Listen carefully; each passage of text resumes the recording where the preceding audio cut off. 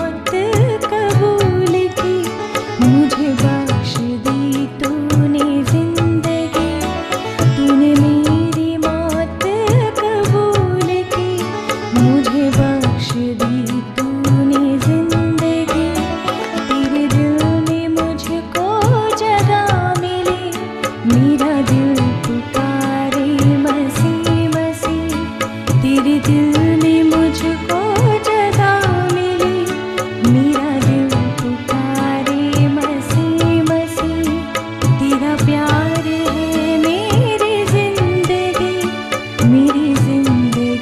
है मेरा मसीह, तेरा प्यार है मेरी जिंदगी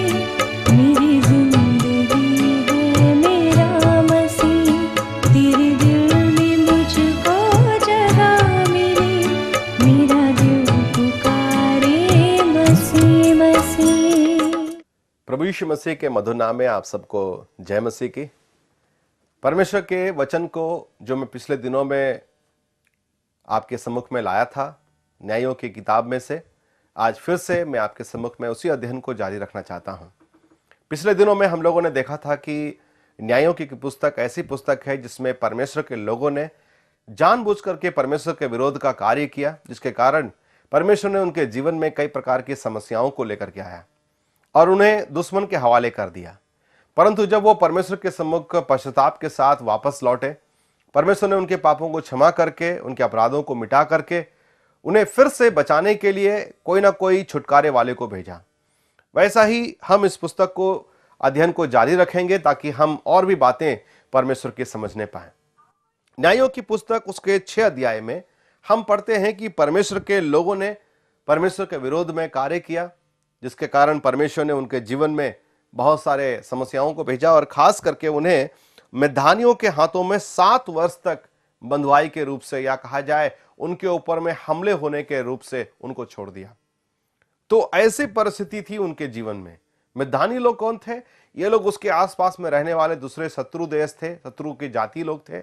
ये उनके ऊपर में हमला करके उन्हें कई प्रकार के मुश्किलों में डाल देते थे। तो परमेश्वर ने ऐसा ही किया। लेकिन जब हम पढ़ते हैं कि 6 अध्याय न्यायों की पुस्तक उसके 7वें पद में कि इस्राएलियों ने मिद्यानियों के कारण यहोवा की दुहाई दी। दुहाई दी मतलब गिड़गिड़ाना, पछताना, रोना, विलाप करना और परमेश्वर के पास में, प्रभु के पास में अपने विनतियों को लेकर के आना। प्रार्थना करना एक बात है, दुहाई देना एक बड़ी बात है। हम प्रार्थना तो आमतौर पर अपनी आवश्यकताओं के लिए करते हैं, लेकिन दुहाई देना मतलब पूर्ण रीति से आप पश्चाताप करते हुए, आंसू बहाते हुए आप प्रभु के पास में गिड़गिड़ाते हैं, हे प्रभु तू क्षमा कर, हे प्रभु तू क्षमा कर। ये एक रीति से कहा जाए तो वो पछता करके प्रभु के पास में पश्चाताप कर रहे हैं अपने गलतियों के लिए। और परमेश्वर हमारा करुणामय परमेश्वर है। मैं उस परमेश्वर का धन्यवाद करता हूं जो इतना धीरजवंत है, जो हमारे गलतियों को दंड तो देता है, लेकिन जब कभी हम फिर से दोबारा उसके पास आते हैं तो वो क्षमा भी करने को तैयार है। आपको याद होगा उड़ाव पुत्र के कहानी में, उड़ाव पुत्र की कहानी में हम पढ़ते हैं कि जब उड़ाव पुत्र दोबारा वापस आया तो उसके पिता ने उसे गले लगा लिया। उस घटना के द्वारा प्रभु यीशु मसीह परमेश्वर के मन की बात को प्रकट करना चाहता है कि हमारा परमेश्वर कैसे है। गलती करो, पाप करो तो दंड तो जरूर मिलेगा, उसका परिणाम तो जरूर भुगतोगे। यदि आप फिर से वापस आते हो तो परमेश्वर गले लगाने को तैयार है। No matter what kind of sin you have committed, किस तरह का पाप आपने किया है कोई मतलब नहीं, परमेश्वर क्षमा करने को तैयार है। यहां पर विशेष करके हम पाते हैं कि परमेश्वर एक न्यायी को भेज रहा है और वो न्यायी का काम है कि वो परमेश्वर के लोगों को छुटकारा दिला दे। लेकिन उस समय की परिस्थिति कैसी थी, जरा उसके कुछ पदों को यदि हम पढ़ेंगे तो समझ में आएगा। उसके 6 पद को मैं पढ़ता हूं। और मिद्यानियों के कारण इजरायली बड़ी दुर्दशा में पड़ गए, तब इजरायलियों ने यहोवा की दुहाई दी। मिद्यानियों के कारण उनके जीवन में बड़ी दुर्दशा हो गई, ऐसा हम पढ़ते हैं। बड़ी दुर्दशा, कितनी बड़ी दुर्दशा, अगर आप पूरी रीति से पढ़ेंगे तो समझ में आएगा। मैं आपके लिए पढ़ रहा हूं, ध्यान से अगर आप बाइबल अगर है तो आप भी पढ़ सकते हैं, वरना आप ध्यान से सुन सकते हैं। न्यायों की पुस्तक 6 अध्याय उसके 2 पद को मैं पढ़ रहा हूं। और मिद्यानी इजरायलियों पर प्रबल हो गए, मिद्यानियों के डर के मारे इजरायलियों ने पहाड़ों के गहरे गड्ढों और गुफाओं और किलों को अपने निवास बना लिया। और जब जब इजरायली बीज बोते तब तब मिद्यानी और अमेलेकी और पूर्वी लोग उनके विरुद्ध चढ़ाई करके अज्जा तक छावनी डाल डालकर भूमि की उपज समेत नाश कर डालते। और इजरायलियों के लिए ना तो कुछ भोजन वस्तु और ना भेड़ बकरी और ना गाय बैल और ना गधा छोड़ते थे, क्योंकि वे अपने पशुओं और डेरों के लिए हुए चढ़ाई करते और टिड्डियों के दल के समान बहुत आते थे और उनके ऊंट भी अनगिनत होते थे और वे देश को उजाड़ने के लिए उसमें आया करते थे। यहां पर हम पढ़ते हैं कि मिद्यानी जो परमेश्वर के लोगों के ऊपर में हमला कर रहे हैं और उनके हर प्रकार के भोजन वस्तु को बर्बाद कर देते हैं, जला देते हैं और अपने साथ में समेट करके ले भी चले जाते हैं। ना भेड़ बकरी को छोड़ते हैं, ना गाय बैल को छोड़ते हैं, ना लोगों को छोड़ते हैं, ना खेती बाड़ी को छोड़ते हैं। वो खेती बाड़ी करते हैं, अनाज उपजाते हैं और अचानक ये मिद्यानी लोग बड़े ही अनगिनत तरीके से ऊंटों का एक बहुत बड़ा कतार, एक बहुत बड़ा झुंड उनके ऊपर में हमला कर देता है और पूरी तरह से उनको नाश कर देता है। इजरायलियों की हालत ऐसी हो गई, जहां लिखा हुआ है कि दुर्दशा, इसका मतलब खाने के लाले पड़ गए। उनके पास में खाने को अनाज नहीं था, बड़े मुश्किल से जीवन को बिता रहे थे, डरते हुए जीवन को बिता रहे थे, मुश्किलों में जीवन को बिता रहे थे। ऐसा था उनका बैकग्राउंड, ऐसा था उनका पृष्ठभूमि। बहुत ही सहमे हुए कि कब क्या होगा उनको पता नहीं है। मेरे प्यारों, उस समय में हम 11वें पद में पढ़ते हैं एक परमेश्वर के जन के बारे में, जिसे परमेश्वर अपने लिए या अपने इस लोगों को छुटकारा दिलाने के लिए न्यायी के रूप में, नेता के रूप में उसको चुन लेता है। देखिए उसके बारे में क्या पढ़ते हैं। फिर यहोवा का दूत आकर उस बांज वृक्ष के तले बैठ गया जो ओपरा में एबिएजेरी योआस का था, और उसका पुत्र गिदोन एक दाखरस के कुंड में गेहूं इसलिए छाट रहा था कि उसे मिद्यानियों से छिपा रखे। यहां पर हम एक व्यक्ति के बारे में पढ़ते हैं, गिदोन। ये गिदोन कौन है? गिदोन के बारे में हम आगे भी कुछ बातों को पढ़ने के लिए जा रहे हैं। गिदोन का मतलब होता है वह जो काट डालता है, ही हु कट्स, वह जो काट डालता है। अजीबोगरीब नाम है ना, लेकिन ऐसा ही नाम था इस न्यायी का।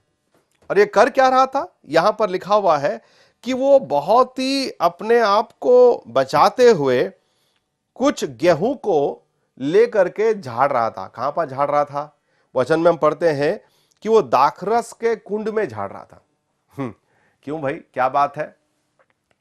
क्यों वो इतना सहमा हुआ है? क्यों इतना डरा हुआ है? इस व्यक्ति के पृष्ठभूमि को अगर आप देखेंगे तो बड़ा ही अजीबोगरीब लगता है। ये परमेश्वर का एक जन बनने वाला है, जो नेता बनने वाला है, जो बाकी लोगों को छुटकारा दिलाएगा, लेकिन उसके खुद की परिस्थिति को अगर आप देखेंगे तो बड़ा ही हंसी लगती है। वो नेता कैसे बनने के योग्य है? वो खुद तो डरा हुआ है, वो खुद सहमा हुआ है, और दाखरस के कुंड में जहां पर दाख निकाला जाता है वो वहां पर गेहूं को झाड़ रहा है। गेहूं को झाड़ने का काम होता है खास करके जमीन पर, जहां पर बैलों से रौंदा जाता है। बैलों से रौंद करके उसे सूप में रख करके उसको झाड़ा जाता है, ताकि सारे जो जितने भी फल्ली है वो अलग हो जाए, उसके जितने भी घास फूस है वो निकल जाए, और अनाज जो है, ठोस अनाज, वो एक जगह पर इकट्ठा हो जाए। इस रीति से गेहूं को अलग किया जाता है या उसको झाड़ा जाता है। लेकिन इसके बारे में हम पढ़ते हैं कि वो दाखरस के कुंड में, दाखरस का कुंड आमतौर पर बनाया जाता था पहाड़ों के ऊपर में, जहां पर पत्थरों को काट करके बनाते थे, और ये इंसान वहीं पर जा करके दाखरस के कुंड में उतर करके वहां पर छिप करके वो गेहूं को झाड़ रहा है। जानवर नहीं है इनके पास में, खुद अपने पैरों से, खुद अपने हाथों का इस्तेमाल करके, क्योंकि जितने भी जानवर थे, जितने भी पशु पक्षी थे, सब कुछ को मिद्यानी लोगों ने हमला करके उठा करके ले गए। अब ये बेचारा अकेला पड़ा हुआ, बिल्कुल ऐसी अवस्था है कि उसके पास में कुछ भी नहीं है। मतलब एक गरीब की परिस्थिति के रूप से देखते हैं। मतलब उसके पास में खाने के भी लाले पड़ गए थे, जो हम लोग 4 पद से लेकर के 6 पद तक पढ़ते तो हमको समझ में आता है, क्योंकि उसके पास में सही अनाज भी नहीं था जो वो खा सके। हो सकता है थोड़ा सा अनाज शायद उसके पास में रह गया होगा। वो सोचता होगा कि इसी को मैं झाड़ फूक लूं, साफ सुथरा कर लूं, और इसी से मैं अपने घर को चलाऊंगा, मैं अपने घर के लोगों को खिलाऊंगा। और इस रीति से वो वहां पर उसको वो साफ कर रहा है। थोड़ा सा ही उसके पास में अनाज बच गया है, ना गाय बैल है, ना कोई जानवर है, कुछ भी नहीं है। तो ये एक ऐसा समय था, गरीबी का समय, गिदोन के जीवन में गरीब अवस्था, एक मुश्किल अवस्था, ए टाइम ऑफ पॉवर्टी जिसको बोला जाए, है ना, ऐसे अवस्था में वो जी रहा था। उतना ही नहीं, ये एक ऐसा अवस्था था जहां पर उसके जीवन में हमला भी पहले हुआ था। उसके जीवन में मिद्यानियों के द्वारा हमला किया गया था, जिसके कारण वो बहुत ही डरा हुआ था। छिप करके ये काम कर रहा है ताकि कोई जान ना पाए, ताकि कोई उसे पहचान ना पाए। वो डरा हुआ है, सहमा हुआ है और छिप करके ये काम कर रहा है। पहले भी उसके ऊपर में अटैक हुआ है और अटैक होने की संभावना भी है। यहां पर उसके असहाय अवस्था को हम देखते हैं, मतलब उसके पास में ऐसी ताकत नहीं है कि वो मिद्यानियों के साथ में लड़ सके। अगर आपको याद होगा तो यहोशू के समय में और पुराने नियम में हम कई जगह पर पढ़ते हैं कि परमेश्वर के लोग मिद्यानियों के ऊपर में हमला करके मिद्यानी लोगों को अपने तलवारों से काट डालते हैं और उनको हरा देते हैं। मिद्यानी लोग उनके पास में टिक नहीं पाते परमेश्वर के लोगों के पास। लेकिन आज अवस्था कुछ विपरीत है। आज परमेश्वर के लोगों को मिद्यानियों के डर से सहमे हुए जीना पड़ रहा है। उनके जीवन में बहुत ही निराशा और एकदम हताशा का जीवन है। और ये सब का मुख्य कारण क्या है मेरे मित्रों? उसका एकमात्र मुख्य कारण है क्योंकि उन्होंने जानबूझ करके परमेश्वर के विरोध में पाप किया है। परमेश्वर के विरोध में पाप किया है। बड़ा ही अजीबोगरीब अवस्था है ना। उसके जीवन में पाप के कारण परमेश्वर ने उसे इस अवस्था में ले आया। क्या अवस्था है? गरीबी की अवस्था। खाने को कुछ नहीं है, पहनने को सही नहीं है, रहने को मकान नहीं है और उसके जीवन में कोई ऐसी बात नहीं है जिसके कारण वो घमंड करने पाए। गरीबी की अवस्था। दूसरी अवस्था क्या है? हम गिदोन की तरफ पढ़ते हैं। गिदोन की अवस्था है डर डर के जीने की अवस्था। ना केवल गरीबी की अवस्था परंतु डर डर के जीने की अवस्था। उसके ऊपर में हमला हुआ है और दोबारा हमला होने की संभावना है। तीसरी, उसके जीवन में शक्तिहीन अवस्था को हम देखते हैं, मतलब वो लड़ने के योग्य भी नहीं है। ऐसा भी नहीं है कि मैं जाकर के उनसे मुकाबला करने सकूं, मैं उनके साथ में युद्ध करने सकूं। तो ये तीन अवस्था में यह इंसान जी रहा है। कौन? ना केवल गिदोन परंतु सारे इजरायलियों की अवस्था, सारे परमेश्वर के लोगों की अवस्था ऐसे ही है। गरीबी, उतना ही नहीं डरते हुए, सहमे हुए, और तीसरा शक्तिहीन अवस्था। आप अपने बारे में जरा सोच करके देखिए, क्या कहीं ऐसी अवस्था आपके जीवन में तो नहीं है? कहीं आप भी ऐसे जीवन को तो नहीं जी रहे हैं? गरीबी और बहुत ही डरे हुए, शक्तिहीन हालत में आपको समझ में नहीं आ रहा है कि मेरा जीवन आगे बढ़ेगा कैसे, मैं क्या करूं कि मैं अपने जीवन को आगे लेकर के चलूं। परिस्थितियां बहुत ही विपरीत हैं, बहुत ही मुश्किल अवस्था में जी रहे हैं। क्या कारण है? उस कारण के तह तक जाए और समझने की कोशिश करें कि क्या कारण है। प्यारों, हमारे जीवन में हम परमेश्वर के बिना कुछ भी नहीं है। अगर एक इंसान परमेश्वर को जानने के बाद अगर वो गलती करता है, अगर वो कार्य करता है जो परमेश्वर ने उसे मना किया है, परमेश्वर के मार से वो बच नहीं सकता है। डेफिनेटली उसके जीवन में परमेश्वर की मार तो अवश्य पड़ेगी, चाहे वो कितना बड़ा व्यक्ति क्यों ना हो, चाहे वो कितना बड़ा व्यक्ति क्यों ना हो, चाहे कितना बड़ा नेता क्यों ना हो, परमेश्वर की मार जरूर पड़ेगी। लेकिन मुझे बड़ा आश्चर्य लगता है उस पद को पढ़ करके। 11वें पद को मैं फिर से आपके लिए पढ़ना चाहता हूं। देखिए क्या लिखा हुआ है। पर यहोवा का दूत आकर उस बांज वृक्ष के तले बैठ गया जो ओप्रा में एबीएजरी योआस का था, और उसका पुत्र गिदोन एक दाखरस के कुंड में गेहूं इसलिए झाड़ रहा था कि उसे मिद्यानियों से छिपा रखे। प्यारे मित्रों, यहां पर एक बात को पढ़ते हैं। परमेश्वर का दूत उसी जगह पर आ गया जहां पर गिदोन उस गेहूं को झाड़ रहा था। आपको बात समझ में आई? गिदोन यह काम कर रहा है, यह गिदोन के अलावे और किसी को पता नहीं था। डरा हुआ, सहमा हुआ। मैं सोचता हूं उसका हृदय धड़कता भी होगा, पसीने भी निकल जाते होंगे। कहीं कुछ आवाज आ रहा है तो लगता होगा कि शायद मिद्यानी उसके ऊपर में हमला कर दिए। चिंता में पड़ा हुआ कि मैं आगे क्या करूंगा। उसका फ्यूचर उसे पूरी तरह से अंधेरा लगता होगा।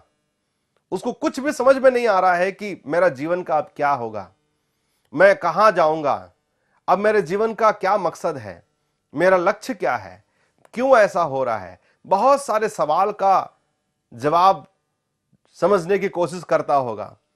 चिंताओं से, मुश्किलों से घबराए हुए, पड़े हुए ऐसी अवस्था के इंसान को छिपे हुए गेहूं को झाड़ते हुए पाते हैं। लेकिन एक व्यक्ति उसे जानता है। ना मिधानी उसको जान सके, ना कोई और दूसरे लोग जानते थे, परंतु गिदोन कहां है, गिदोन के दिल में क्या हो रहा है, गिदोन की अवस्था क्या है और गिदोन को क्या चाहिए, किसकी तलाश में है, परमेश्वर को जानता है, परमेश्वर जानता है। और सही समय पर हम देखते हैं परमेश्वर का दूत उसके सामने में उपस्थित हुआ। हाँ प्यारे मित्रों, मैं आपको बताना चाहता हूं, परमेश्वर की दृष्टि से आप बच नहीं सकते। आप यदि परमेश्वर को अपने जीवन में उद्धारकर्ता के रूप में स्वीकार किए हैं तो वो आपका पिता है, आप उसके बच्चे हैं, वो आपका उद्धार करता है। आपके जीवन के मुश्किलों में वो छोड़ने वाला नहीं है। हाँ, ये बात तो सही है कि पाप का दंड तो जरूर मिलेगा ही, लेकिन यदि आपने सचमुच में प्रभु को अपने जीवन में अपनाया है तो वह कदापि आपको छोड़ेगा नहीं, आपको अनाथ के समान रास्ते में नहीं छोड़ने वाला है। वो आपको उभारने के लिए आना चाहता है, लेकिन एक ही शर्त है कि आप उसके पास लौट आए, उसे फिर से अपना ले, अपने जीवन में उभर जाए। यदि आपने अभी तक प्रभु यीशु मसीह को अपने जीवन में स्वीकार नहीं किया है, परमेश्वर चाहता है कि आज ही आप प्रभु यीशु मसीह के द्वारा परमेश्वर के साथ में एक मेल मिलाप कर ले, एक संबंध को बना ले प्यारे मित्रों, ताकि आपका रिश्ता परमेश्वर के साथ में हो जाए। परमेश्वर आपका ख्याल रखने वाला है, परमेश्वर आपकी चिंता करने वाला है, परमेश्वर आपके संग रहने वाला है। यह बड़ी अद्भुत बात है ना, जब हमें पता चलता है कि परमेश्वर हमारे संग है। मन का डर हट जाता है, मन में एक अजीबोगरीब शांति का अनुभव हमें हो जाता है। परमेश्वर हमारे दुख और दर्द को समझता है, हमारे तकलीफों को समझता है। अद्भुत बात है। मुझे याद है एक कहानी को मैं पढ़ रहा था। एक दुकान में कुछ कुत्ते के पिल्लों को वो बिक्री करने के लिए एक बोर्ड लगा हुआ था। एक कुत्ता का पिल्ला इतना रुपया दाम है। एक एक कुत्ता के पिल्ले का दाम उन्होंने हजार रुपया रखा। तो एक छोटा सा बच्चा, उसे भी कुत्ता का पिल्ला खरीदना था। वो उस दुकान के पास पहुंच गया। उसने दुकानदार को बोला कि मुझे एक कुत्ता का पिल्ला चाहिए, एक कुत्ता का बच्चा चाहिए। तो उस दुकानदार ने उसे बोला कि ठीक है, ये देखो, ये सारे कुत्ते के पिल्ले हैं, इसमें से आप कुछ भी ले सकते हो। एक कुत्ता का पिल्ला का दाम है 1000 रुपया। तो वो देख ही रहा था। उसी समय में उस बच्चे की नजर एक कुत्ते के पिल्ले के ऊपर में गई, जिसका एक टांग टूट गया था और वो लंगड़ता हुआ आगे की ओर बढ़ रहा था। तो उस बच्चे ने दुकानदार को बोला कि मुझे वही कुत्ता चाहिए जो लंगड़ रहा है। दुकानदार ने बोला कि बेटा, यह कुत्ता का पिल्ला कोई काम का नहीं है, क्योंकि इसका एक टांग टूट गया है। ये तुम्हारे साथ दौड़ नहीं सकता है, तुम्हारे साथ में वो खेल नहीं सकता है, तुम्हारे साथ में वो कूद नहीं सकता है। तो वो तुम अगर उसको लेके जाओगे तो वो बेकार है, तुम्हारे लायक का नहीं है, वो कुछ काम का नहीं है। तो बच्चे ने बोला नहीं, मुझे वही कुत्ता चाहिए, मुझे वही कुत्ता चाहिए। तो दुकानदार ने बोला कि अगर तुम्हें वो कुत्ता चाहिए तो मैं तुम्हें दे तो देता हूं, लेकिन मुझे इसके पैसे नहीं चाहिए, क्योंकि ये कुत्ता मेरे भी लायक का नहीं है, मेरे भी कुछ काम का नहीं है। तो मैं काम करता हूं, मैं तुम्हें यह कुत्ता फ्री में दे देता हूं। छोटे बच्चे ने बोला मुझे फ्री में नहीं चाहिए, मैं भी उस कुत्ते के बच्चे को उतना ही पैसा दूंगा अगर मैं बाकी कुत्ते के जो दाम है, बाकी कुत्ते के जो पिल्ले के दाम है, मैं वो 1000 रुपया इस कुत्ते के लिए भी दूंगा। तो ये मालिक जो है दुकान का, उसको बड़ा ही अजीबोगरीब लगा। उसने बोला बेटा ये बेकार है, बेटा ये कोई काम का लायक का नहीं है, ये तुम ऐसा ही ले जाओ, यूं ही ले जाओ, मुझे इसकी जरूरत नहीं है। लेकिन वो बच्चा एक ही बात में जिद लगा करके रखा, अगर तुम मुझे उसी कीमत पर बिक्री करते हो तो ही मैं इस कुत्ते के बच्चे को लूंगा, वरना मुझे नहीं चाहिए। मैं इस कुत्ते के बच्चे को लूंगा तो मैं पूरा कीमत दूंगा जो मैं बाकी कुत्ते को दे सकता हूं।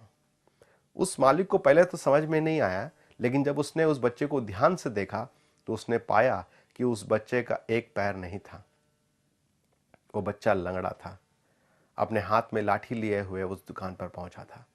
उस बच्चे को पता था उस कुत्ते की कीमत। वाकई में, हाँ प्यारे मित्रों, आज हमारा परमेश्वर हमारी कीमत को जानता है, आपकी कीमत को जानता है। हो सकता है आपकी परिस्थिति सही नहीं है, दुख और तकलीफों से गुजर रहे हैं, लोग आपको समझ नहीं पाएंगे, लोग आपका मजाक उड़ाएंगे, लोग आपको देख करके कई ताने मारेंगे, कई बातें बोलेंगे, लेकिन जिस परमेश्वर ने आपको बनाया है वो आपके मूल्य को जानता है, वो आपसे प्रेम करता है, आपका ख्याल रखना चाहता है, आपको बचाना चाहता है। लेकिन आप यदि बचना चाहते हैं, यदि आप अपने जीवन में उस आनंद को पाना चाहते हैं, यदि आप चाहते हैं कि मैं वाकई में एक अच्छे जीवन को जी पाऊँ, एक ही आपको काम करना है, अब अपने हाथ को प्रभु के साथ मिला देना है। हे प्रभु, मुझे क्षमा कर, मुझे अपना ले, मैं अपने आप को तेरे सम्मुख लाता हूँ। यदि आप ऐसा करते हैं प्यारे मित्रों, परमेश्वर आपको गले लगाने के लिए तैयार है। वो आपकी कीमत को जानते हैं। आप प्रभु के बगैर बेकार हैं, प्रभु के साथ आप तो सुपर हीरो हैं। आप यदि सचमुच में अपने जीवन को ऐसा चाहते हैं तो आज ही अपने जीवन में निर्णय लेकर के प्रभु को अपना संपूर्ण जीवन सौंप दें। प्रभु आपको ऐसा करने के लिए सहायता करे। सुनने के लिए बहुत बहुत धन्यवाद। आप सबको जय मसीह की। इस कार्यक्रम को यूं ही देखते रहे और भी बहुत सारी बातें आप समझ पाएंगे। मैं इस अध्ययन को आगे भी जारी रखूंगा। एक बार फिर से आप सबको धन्यवाद। जय मसीह की। क्या परमेश्वर ने इन वचनों के द्वारा आपसे बातें किया है? क्या आप इसी विषय पर अधिक जानकारी प्राप्त करना चाहते हैं या किसी प्रार्थना के विषय को बांटना चाहते हैं? तो निसंदेह हमसे संपर्क करें। हमारा पता living waters Gospel Broadcast, Nav Bhavna 422 SVS road, post box number 19161, Prabha Devi, Mumbai 400025। प्रार्थना एवं मुफ्त बाइबल कॉरेस्पॉन्डेंस कोर्स के लिए हमें संपर्क करें या अपना नाम और पता SMS कर सकते हैं। हमारा mobile number 09892580744। Email ID gospelbroadcast@yahoo.com। Web address www.lwgb.org। जीवनजल कार्यक्रम को हर सोमवार संध्या 6 बजे और हर बुधवार संध्या 6:30 बजे और हर शनिवार सुबह 8 बजे इसी चैनल पर देख सकते हैं। नमस्कार।